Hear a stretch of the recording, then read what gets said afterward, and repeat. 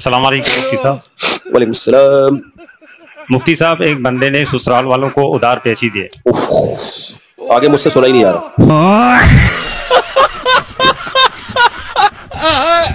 شادی شدہ تھے نا دوست، ایک نے دوسرے سے پوچھا بتا تیری گھر میں کیسی گزر رہی ہے۔ اب یہ تو نہیں بتا سکتا تھا بیوی کا غلام ہوں، بڑی مظلوم ہوں، اپنی ذلت بھی چھپانی تھی اور جھوٹ بھی نہیں بولنا تھا۔ کہتا ہے کچھ بھی نہیں، میری تو بڑی اچھی گزر رہی ہے، اللہ کا شکر ہے۔ تیرے بھائی کی بدماشی تو تجھے پتہ ہی ہے۔ کہہ رہا ہے صبح اٹھتا ہوں، چائے اپنے لیے میں خود اس لیے بنا دیتا ہوں کہ یار میں خود اچھی چائے بنا لیتا ہوں، تو میں جب بناتا ہوں تو میں سوچتا ہوں چل تیری بھابھی کے لیے بھی ایک کپ اس میں ڈال دوں یار، جب بنی رہی ہے تو وہ بھی پی لے گی۔ یار پھر میں کہتا ہوں جب چائے بنا لی تو پراٹھا بھی خود ہی بنا لو یار، تو پھر میں جب ایک پراٹھا تو میں نے کہا چل دو ڈال دے یار، تیری بھابھی بھی کھا لے گی۔ اس کے بعد آفس جاتا ہوں، دوپہر جب کھانے کے لیے آتا ہوں تو لنچ جو ہے پھر میں لیتا ہوا آتا ہوں، جب میں لا ہی رہا ہوں تو چل تیری بھابھی بھی کھا لے گی۔ اور میں کہتا ہوں یار جب دن بھر کی جب میں نے خود ہی کیا ہے تو اس تکلف کی کیا ضرورت ہے، ڈنر بھی میں خود ہی بنا لوں، اور جب خود بنا رہا ہوں تو میں کہتا ہوں تیری بھابھی بھی کھا لے گی یار، اس میں شوربہ زیادہ کر دو۔ برتن رہ گئے، پھر مجھے خیال ہوتا ہے تیری بھابھی تھک گئی ہوگی بہت زیادہ، ظلم ہے کہ اس پہ برتن دھونے کا بوجھ ڈالا جائے، اس لیے برتن میں خود ہی دھو لیتا ہوں۔ تو سنا تیری کیسی گزر رہی ہے؟ کہتا ہے میری بھی ایسے کتوں جیسی گزر رہی ہے، لیکن مجھے ایسے بتانا نہیں آتا جیسے تجھے آتا ہے۔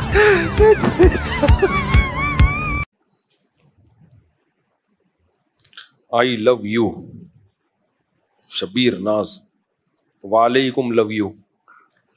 ایک آدمی تھا نا، اس کی بیوی بیمار تھی تو ٹینشن میں بیٹھا ہوا تھا، ڈاکٹر نے آ کے کہا کہ افسوس کی بات ہے آپ کی بیوی صرف 2 گھنٹے کی مہمان ہے۔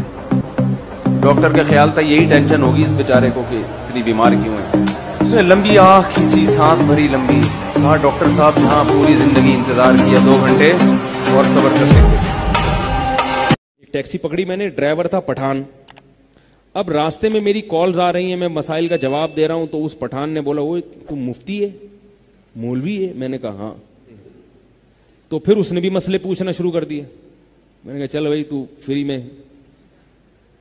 تو اب جب میں وہاں گیا، میں نکاح پڑھا کے اسی ٹیکسی میں واپس آیا، ہمارے رشتے دار خاتون تھی وہ، تو کہنے لگا کیا کون تھی یہ کیا تھا؟ میں نے کہا طلاق یافتہ لڑکی تھی۔ تو کہتے ہیں اوئی خواہ تمہارا جو مہاجروں میں یہ جو طلاق کا رواج ہے بہت اچھا رواج ہے۔